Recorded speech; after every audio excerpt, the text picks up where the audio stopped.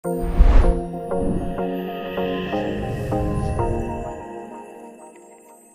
ir pienācis laiks parunāt par to, kas ir ogļhidrāti un kur tie slēpjas. Jo galu galā, ja mēs reiz ēdam zemu ogļhidrātu uzturu un mēs cenšamies samazināt ogļhidrātus, mums ir jāsaprot, kas tad ir šie ogļhidrāti un kur viņi slēpjas. Kāpēc, kur mēs viņus varam atrast un kā mēs no viņiem varam izvairīties. Tātad nākamajos video, ne šajā, bet nākamajos videos priekš mēs izrunāsim specifiskās produktu grupas un produktus, bet sāksim ar tādu kā putnu skatījumu par uzturvielām un ogļhidrātiem. Tātad varbūt kāds no jums nezin, vēl nav dzirdējis par to, ka ogļhidrāti ir viena no 3 makro uzturvielu grupām. Ogļhidrāti, olbaltumvielas un tauki. Tās ir kā makro uzturvielu grupas, un tad ir mikro, ir visi vitamīni, visi minerālvielas un tā tālāk. Bet šīs ir makro uzturvielu grupas, šīs ir tās, kam mēs faktiski varam pasakot tā aktīvāk līdzi. Bet, kā jau es teicu, lokuru uzturā tas nebūs jādara. Bet tev ir jāzina šīs 3 grupas - ogļhidrāti, olbaltumvielas un tauki. Ir svarīgi saprast vienu lietu. No šīm 3 grupām vienīgā grupa, kur mums nav obligāti vajadzīga, lai ķermenis varētu funkcionēt, ir ogļhidrāti. Jo ogļhidrāti vienīgā funkcija, nav vitāli svarīga ogļhidrāti. Ogļhidrāti vienīgā funkcija ir enerģijas piegāde. Ir vitāli svarīgas taukskābes, kā jūs visi zināt, omega 6 un omega 3, ir vitāli svarīgas aminoskābes, ja tas, no kā ir veidota proteīna, tad, kad tu apēdi olbaltumvielas, proteīns un olbaltumvielas, starp citu, ir viena un tā pati lieta. Proteīns ir vienkārši no angļu valodas. Tad, kad tu apēdi olbaltumvielas, viņas tavā ķermenī noārdās aminoskābēs, un tad mums ir vajadzīgas šīs aminoskābes, bet nav vitāli svarīgi ogļhidrāti. Tā enerģija, ko ogļhidrāti piegādā, var tikt iegūta arī no olbaltumvielām un no taukiem. Un līdz ar to mums tā ir svarīga doma, kas ir jāpieņem. Jo ilgāk tu cīnīsies ar šo domu, jo tev grūtāk ies. Ogļhidrāti nav vitāli svarīgi mūsu organismu funkcijām. Tā kā visās medicīnas grāmatās ir rakstīts, ja tu izņemsi ārā no ogļhidrātiem, nekas nenotiks. Bet tas pats nevar būt ar olbaltumvielām un taukiem. Tātad mums ir šī ir svarīga, fundamentāli svarīga doma. Ogļhidrāti obligāti nav vajadzīgi mūsu ķermenī. Tas nenozīmē, ka mēs viņus izslēgsim, bet vienkārši saprot to, ka viņi nav obligāti vajadzīgi. Un vienkārši samazinot ogļhidrātus nerada absolūti nekādu risku, ka organismam pietrūks vitamīnu vai minerālvielu. Un tāpatās, ja mēs pat pilnīgi izslēgtu visus ogļhidrātus, tāpatās šis risks nerastos, ja tu pareizi izvēlētos dzīvnieku valsts produktus. Jo visu, un šitā arī ir svarīga doma, ko tu vari piefiksēt priekš sevis, gandrīz visi vitamīni un minerālvielas ir atrodami dzīvnieku produktos. Ar izņēmumu C vitamīnu. C vitamīns ir mazākos apjomos pieejams dzīvnieku orgānos, bet jebkurā gadījumā visi vitamīni un minerālvielas ir pieejami dzīvnieku produktos. Bet mēs neejam tik tālu. Tad pie zem ogļhidrātu uzturu mēs vienkārši samazināsim ogļhidrātus. Bet es vienkārši gribēju to ātrīs, es gribēju tam pieskarties, lai tu neuztraucies par to, ka tev sagaida kaut kāds vitamīnu vai minerālvielu trūkums. Tā absolūti nebūs. Un ogļhidrāti kā ogļhidrāti nav mums obligāti vajadzīgi. Un tātad, kas tad ir tās grupas? Un es varētu paņemt pointerīti, lai es varu labāk parādīt.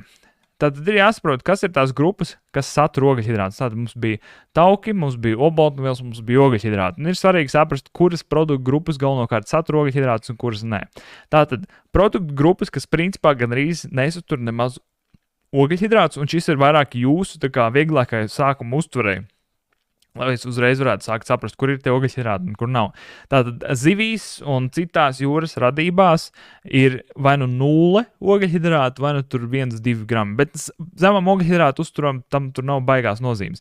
Faktiski zivis un jūras veltes mēs varam uzskatīt par 0 ogļhidrātu produktiem.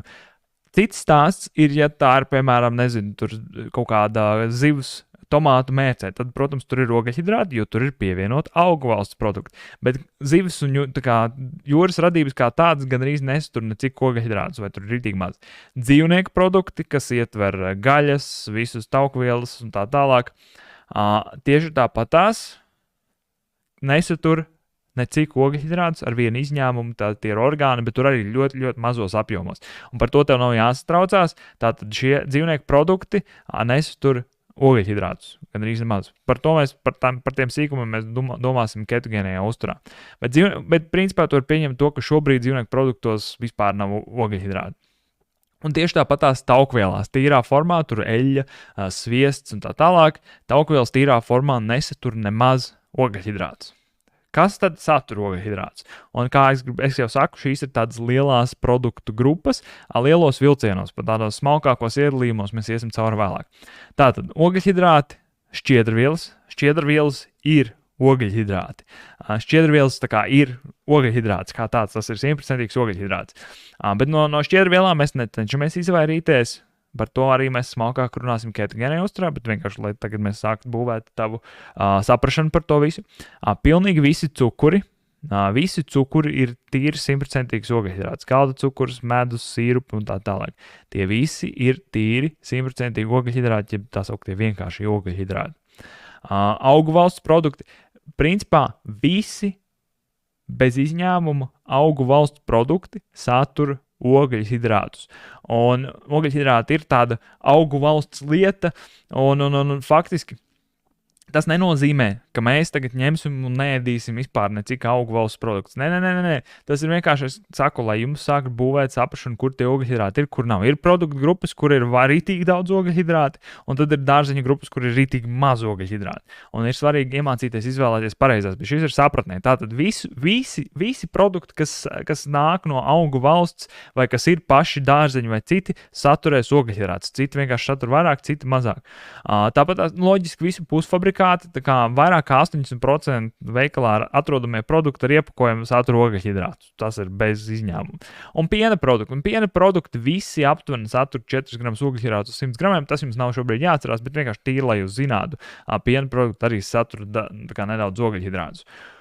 Un tātad īsais ievads šajā ogļhidrātu iedalījumā, un kā jau es teicu, tev nav obligāti viss šis jāatcerās, bet šis ir domāts priekš sapratnes būvēšanas. Un ja tu uzbūvēsi labu sapratni, tā kā ja tu sapratīsi vienkārši tos pašus pamatus, tad vienkārši tās izvēles tālāk būs vienkāršākas un tev būs daudz vieglāk saprast, ko varēs, ko nevarēs, no kā labāk izvairīties, ko ierobežotos daudzumos un tā tālāk. Ja tu saproti šitos pamatus, tad tās izvēles tālāk kļūst vieglākas. Un tātad, faktiski ogļhidrāti, viņi dalās apakškategorijās.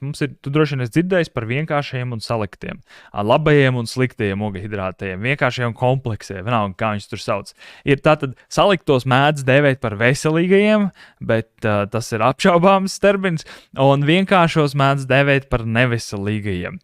Un tātad šie monosaharīdi, disaharīdi, tie noteikti nav jāatcerās. Tā atšķirība ir tāda, ka monosaharīdi ir vienkārši viena šitā cukuru molekula. Un latviešu valoda ir ļoti nepiemērota valoda, lai to stāstītu, tāpēc, ka tā kā es jums saku cukurs, jūs droši vien, tiem, kuriem ar uzturu nekāda sakara nav bijuši, jūs droši vien dzirdat galda cukurs.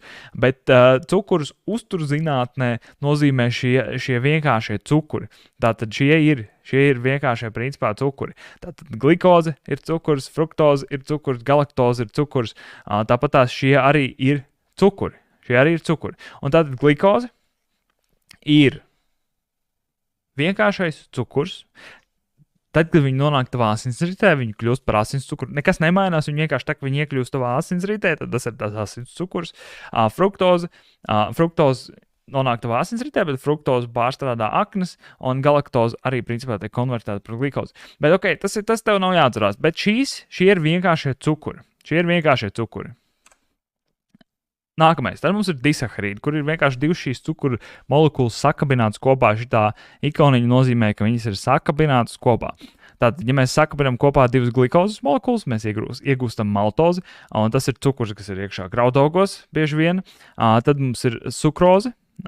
Sukroze ir galdu cukurs. Šis ir tas parastais galdu cukurs, kur ir 50% fruktozes un 50% glikozes. Sakabina šīs molekulas kopā, iegūst sukrozes molekulu, un tas ir tas tavs cukurs. Tavs cukurs ekskluzīvi sastāv 50% no fruktozes un 50% no glikozes. Un tad ir laktoze, kas ir piena cukurs, un arī tur ir vienkārši divas galaktozes molekulas sakabinātas kopā, un šīs ir 3 iespējamās kombinācijas. Un tātad saliktie ogļhidrāti ir vienkārši glikozes molekulas sakabinātas, vairākas glikozes molekulas sakabinātas kopā. Tātad cieta ir vienkārši glikozes molekulas ķēdīte. Šķiedrvielas arī būtu glikozes molekulu ķēdīte, bet atšķirība ir tāda, ka šķiedrvielas, tas ķēdīšu šitos posmus, mūsu organisms ne visus var saplēst un ne visus var pāraut, un līdz mēs par to parunāsim. Bet šķiedrvielas netiek uzsūktas, tāpēc, ka mūsu ķermenis nespēs pāraut šito ķēdīt un paņemt to glikozes molekulu. Un glikogēns arī ir tāda pati glikozes ķēde, kas arī organismā tiek izveidot, bet par glikogēnu šī glikozes ķēde kļūst tad, kad organisms to noglabā kā glikogēnu mūsu aknās vai mūsu muskuļos, un tā ir tā ogļhidrātu rezerves forma. Un tā ir tā ogļhidrātu rezervīta, viņa ir salīdzinoši maza, tās glikogēna rezerves mums ir līdz kaut kādām aptuveni 2000 kalorijām. Bet mūsu ķermenis vienmēr uzglabā kaut kādu daļu no apēstiem ogļhidrātiem glikogēnu formā, jo tā ir tāda ātrā enerģijas rezerve, kuram ķermenis var piekļūt klāt, tad, kad viņš ir šajā ogļhidrātu vilmaiņā iekšā, ja mēs to tā varam nosaukt. Un cik kā man daudz vienmēr saka, bet Kārli, es neēdu cukuru. Tā kā es neēdu cukuru savā ikdienā, es ēdu normālu uzturu, kāpēc man joprojām ir šīs problēmas visas. Un te ir tā lieta. Saprot šo vienu lietu.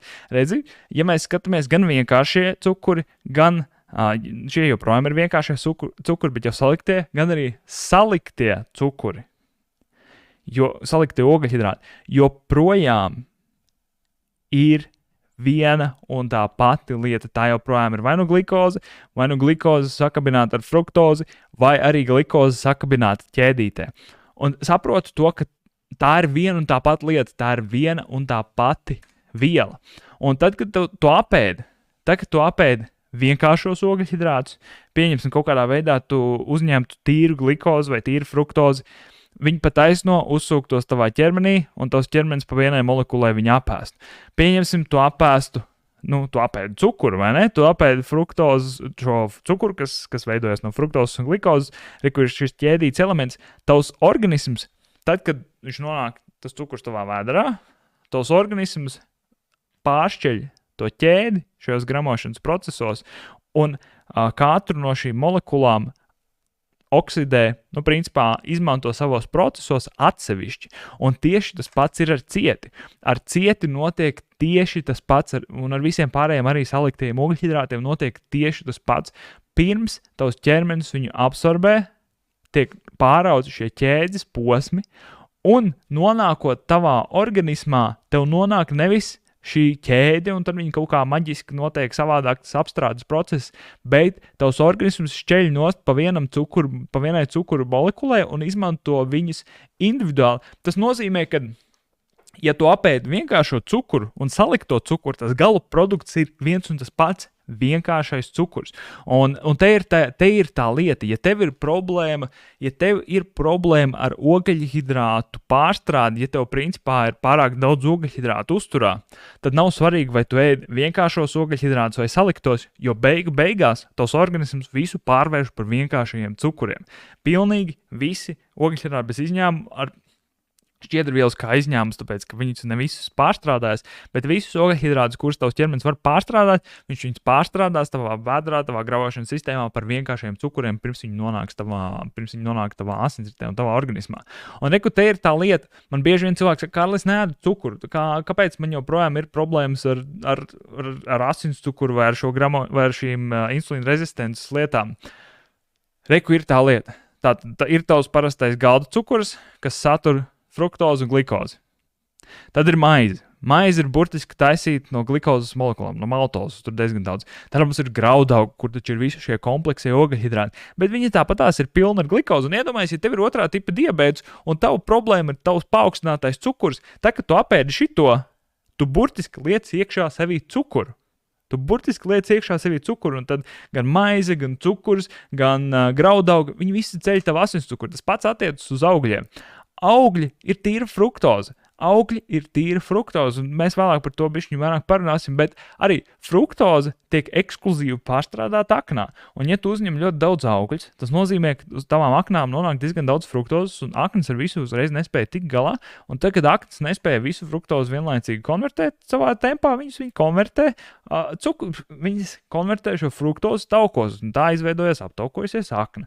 Un vēl cita aptaukojušies orgāni ar laiku. Medus tieši tas pats. Puse fruktozes, puse glikozes. Un atkal, tu burtiski ēdi tieši to pašu, ko cukuru, ko ēdot cukuri. Jo, es piekrīstu tam, ja kāds man teikt, ka medu ir kaut kādas, teiksim,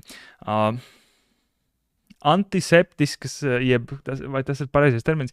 Ja kāds man teikt, ka medum ir kaut kādas antibakteriālas īpašības, viennozīmīgi, bet tas jau nemaina faktu, ka ja tev ir problēmas ar ogļhidrātiem, tu joprojām ēd vienu to pašu, tev jau nav problēmas ar infekciju, tev ir problēmas ar šo ogļhidrātu vielmaiņu. Ja tu ēd medu un cukuru, tas tavam organismam ir principā viens un tas pats kartupeļi, tieši tas pats stāsts.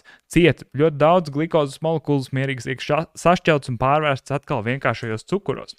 Vai tu ēdi galdu cukuru, vai tu karotēm sēdētu un ēst galdu cukuru, vai tu ēdi maizi kopā ar aprikozēm, tu joprojām ēd vai nu glikozi, vai nu fruktozi. Ēdot vienu, ēdot cukuru, tavs organisms vienkārši absorbē šos cukurus ātrāk. Ēdot otru, tas absorbē šos cukurus lēnāk, bet joprojām visi šie cukuri nonāk tavā asinsritē kā vienkāršie cukuri.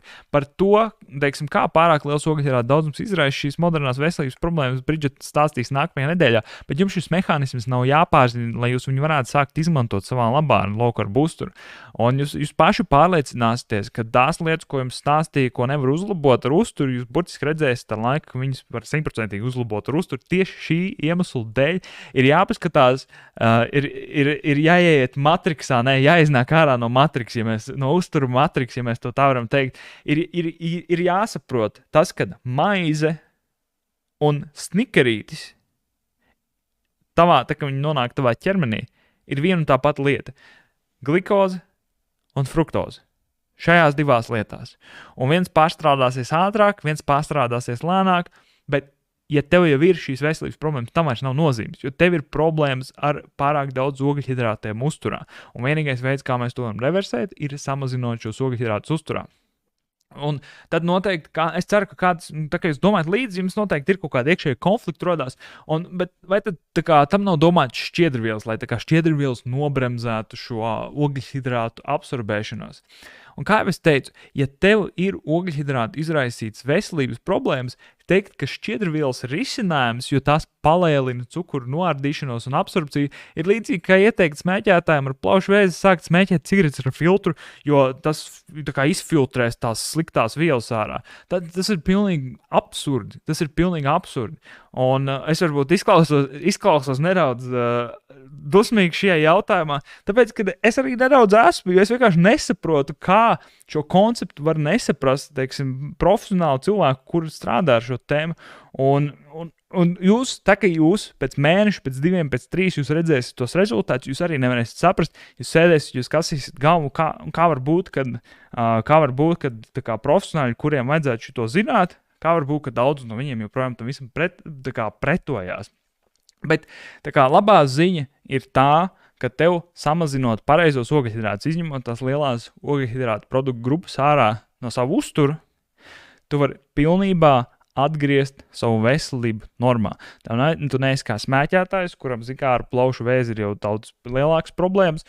Ja tev ir šīs ar ogļhidrātu vielmaiņu saistītās veselības problēmas, tur liekais svars, paaugstināts asinsspiediens, 2. tipa diabēts, aptaukojusies akna un tā tālāk, izņemot ārā ogļhidrātus no savu uzturu, tu visas šīs problēmas ar vienu gājienu ar viņām var tikt galā. Cik ātri tas notiks, to es nevaru pateikt, bet tas jau ir cits stāsts. Svarīgākās, es gribu uztaisīt apkopojumu ar svarīgākajām lietām, kas tev ir jāatcerās. No šo video es zinu, ka mēs izgājām cauri ļoti daudz lietām. Numur 1. Ogļhidrāti galvenokārt atrodas augu valsts produktos. Numur 2. Ogļhidrāti sastāv no 3 pamatelementiem - no glikozes, no fruktozes, no galaktozes. Galaktoze ir tā mazāk pieminēts, tāpēc galaktoze principā atrodas tikai un vienīgi piena produktos, bet tas joprojām ir tas pats ogļhidrāts. Kombinējot šos pamatelementus, kombinējot glikozi, fruktozi, galaktozi, kad saķēdējot viņus kopā, jūs atceraties to ķēdītas elementu, mēs iegūstam dažādus ogļhidrātu paveidus. Bet, lai cik viņš vienkārši vai sarežģīts būtu tas ogļhidrātus, tavs organisms visus šos paveidus, pirms viņi nonāk tavā ķermenī, noārda vienkāršajos ogļhidrātos, noārda glikozē, fruktozē vai galaktozē. Un ēdot tīru galdu cukuru vai ēdot aprikozi ar rupmaizi, tu uzņem vienu to pašu. Tu uzņem viens un tos pašus makroelementus.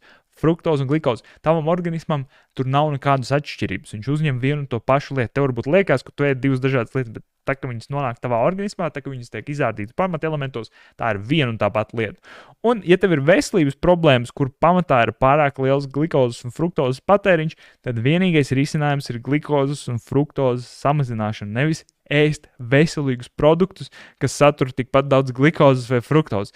Nav tāda lieta kā veselīgi ogļhidrāti, ja tev ir problēmas ar ogļhidrātiem. Tā ir tā doma, ko es rītīgi gribu, lai jūs saprotat.